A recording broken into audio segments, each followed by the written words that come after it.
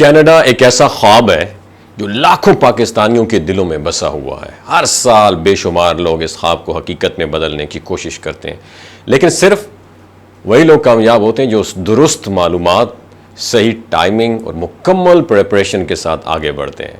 खुशखबरी पता है क्या है? 2025 में कनाडा ने एक बार फिर वीज़े जारी करने का अमल मुकम्मल तौर पर बहाल कर दिया है।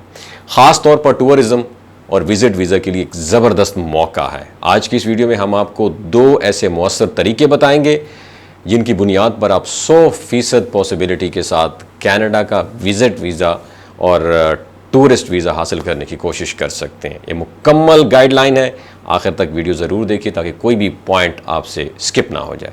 2024 में कनाडा ने इमिग्रेशन पॉलिसीज़ में कई तब्दीलियां की, जिसके बायस वीज़ा जारी करने की रफ्तार स्लो हो गई और बहुत से लोग इंतज़ार करते रहे। कुछ तो मायूस भी हो गए, लेकिन अब 2025 की शुरुआत के साथ ही कैनेडियन हुकूमत ने एक मरतबा फिर विजिट वीज़ा, फैमिली वीज़ा और वर्क परमिट के मामलात को तेज़ी से प्रोसेस करना शुरू कर दिया है।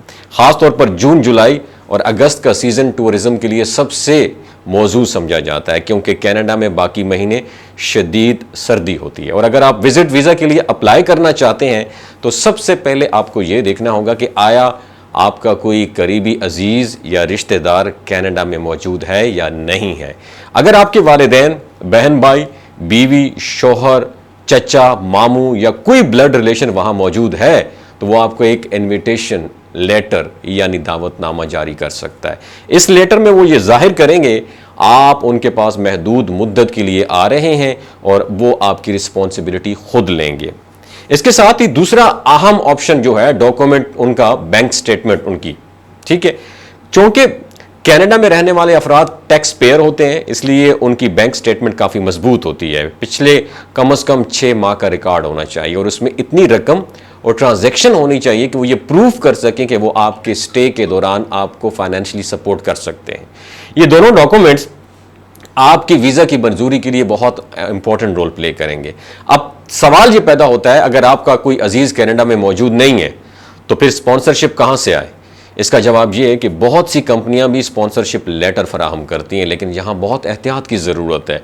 कोई भी कंपनी जो आपसे फ़ीस लेकर स्पॉन्सरशिप दे रही है उसके बारे में मुकम्मल रिसर्च करें। ऐसी स्कीमों से बचें जो फेक लेटर फराहम करती हैं, और उन जाली लेटर्स के साथ अप्लाई करने से आपका ना सिर्फ वीज़ा रिजेक्ट हो सकता है बल्कि आपका मुस्तकबिल भी ख़तरे में पड़ सकता है। अगर आप स्पॉन्सरशिप नहीं ले सकते तो भी आपको परेशान होने की ज़रूरत नहीं, क्योंकि अपने ज़ाती डॉक्यूमेंट्स पर भी वीज़ा के लिए अप्लाई कर सकते हैं। इसके लिए सबसे अहम चीज़ है आपकी अपनी बैंक स्टेटमेंट। अगर आप बिजनेस करते हैं या मुलाजमत करते हैं तो आपको पिछले 6 माह की बैंक स्टेटमेंट लगाना होगी, जिसमें कम से कम 20 लाख रुपए का बैलेंस हो, और इसके अलावा ट्रांजैक्शन भी काफ़ी एक्टिव होनी चाहिए ताकि ये वाजे हो सके कि आपका अकाउंट एक्टिव है और आप फाइनेंशियली तौर पर स्ट्रांग है।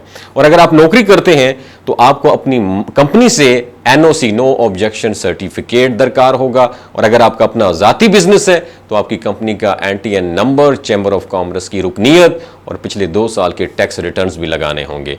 इसके अलावा आपको अपनी फ्लाइट रिजर्वेशन, होटल बुकिंग और रिटर्न प्लान भी दिखाना होगा, और इससे जाहिर ये होगा कि आप वाकई सिर्फ विजिट के लिए जा रहे हैं और वापस आएंगे। ये तमाम डॉक्यूमेंट स्कैन करके IRCC यानी कैनेडियन इमिग्रेशन वेबसाइट पर अपलोड किए जाते हैं, और ऑनलाइन फीस जो है वो पे करने के बाद आपकी दरख्वास्त एप्लीकेशन सबमिट हो जाती है। 1 हफ्ते के अंदर अंदर आपको बायोमेट्रिक के लिए कॉल आती है और उसके बाद आपका प्रोसेसिंग टाइम शुरू हो जाता है।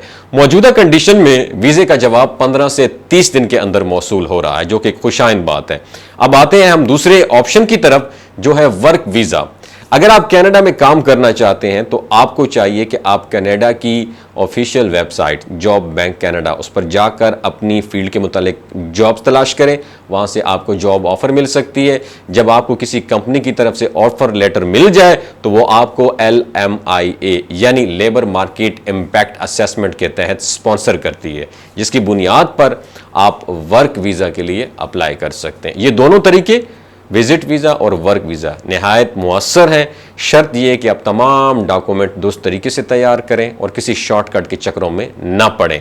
कनाडा एक सिस्टम के तहत काम करता है, वहाँ कोई भी चीज़ धोखा या झूठ की बुनियाद पर एक्सेप्ट नहीं की जाती।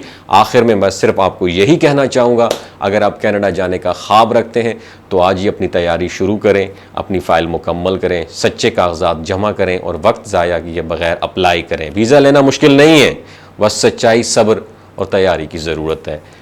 अल्लाह ताला आपका हामी और नासिर हो। बहुत शुक्रिया।